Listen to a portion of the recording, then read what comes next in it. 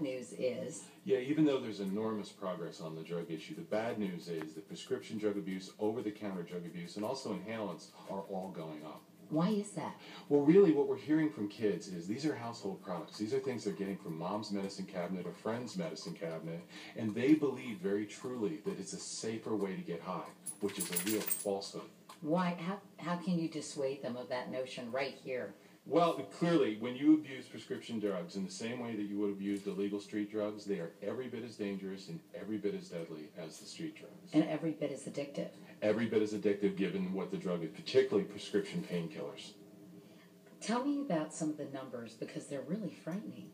Right now in America, we've got about 1 in 5 teenagers who has admitted to abusing prescription drugs, and about 1 in 10 who have admitted to abusing over-the-counter cough medicine. Those numbers are higher than cocaine or heroin or a lot of the things that are on most parents' radar screens. He went to the doctor gave him some Prozac. Even if he had told me, I wouldn't have known that Prozac could have been harmful. Then one night, I took 2 Prozac tablets, and the next morning, he stabbed me. He stabbed you? Yes, I was laid in bed, reading, and blind on his side. He walked in and he stabbed me. Twice. I subdued him. As soon as I subdued him, it was just like switching a light off. He's changed, and he came back, and it was distraught at what he'd done. And that's when our trouble started.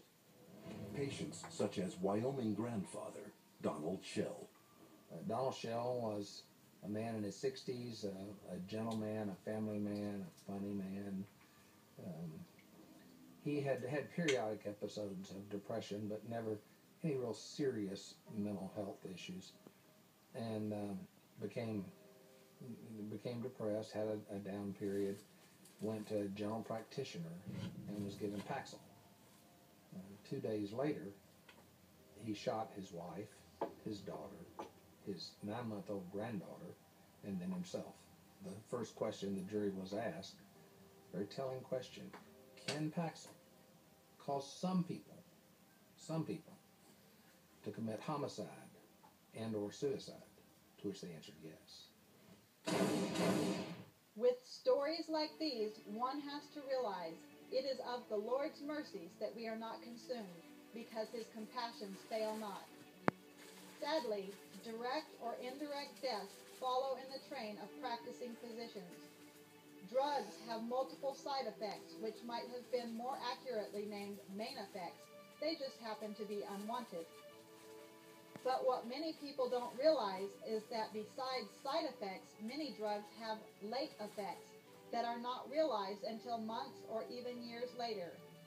Deaths can be traced not only to stronger drugs and procedures like chemotherapy and radiation, but to what most people consider milder, seemingly harmless over-the-counter drugs like acetaminophen, commonly known as Tylenol.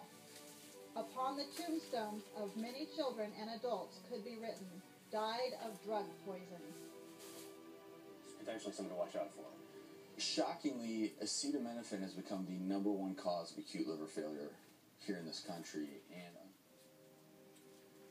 a lot of people don't realize that with chemotherapy, after you're done with the treatment, the chemotherapy lies dormant in your fat cells, and then a year later reemerges. So you have that cellular breakdown all over again. You lose your hair, you have, all your organs and everything start breaking down.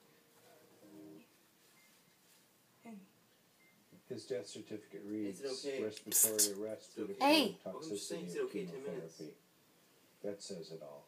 Yeah. Says it all.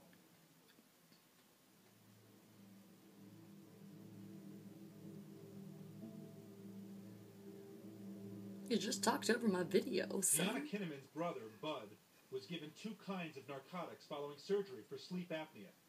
He died in bed his first night home. There was too much fentanyl in his system. And I said to the coroner, so basically he was poisoned. And he said, yes, he was poisoned. We put her back on Brzezinski's. By the way, at the objections of our doctors, for some reason felt that it had failed her. We put her back on. Within 9 weeks, the tumor was completely gone. She died last July of neurological necrosis. Her brain fell apart from the radiation. The autopsy showed that she was completely cancer-free. Out of 52 cases of that disease ever, no one died cancer-free, just Chrissy. So she didn't die of a terminal illness.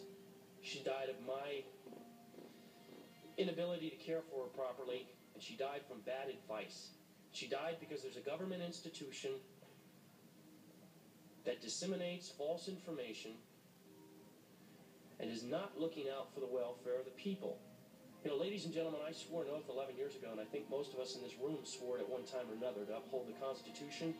It says life right in the beginning. In their unprecedented article entitled Death by Medicine, researchers show that iatrogenic deaths caused as a result of the medical system in the U.S. annually are 783,936. This is the equivalent of 6 fully loaded jumbo jets falling out of the sky every day. This number only includes reported deaths. As few as 5% and no more than 20% of iatrogenic deaths are ever reported. Causes of death detailed and meticulously footnoted in this article include adverse drug reactions, medical errors, infections, surgery-related mistakes, and unnecessary procedures. Using these figures, their estimated 10-year total of iatrogenic deaths is 7.8 million. More than all the casualties from all the wars fought by the U.S. through its entire history. To the thinking mind, numbers like these necessitate a war on drugs and a quest for a better way to fight death and disease, a quest for success.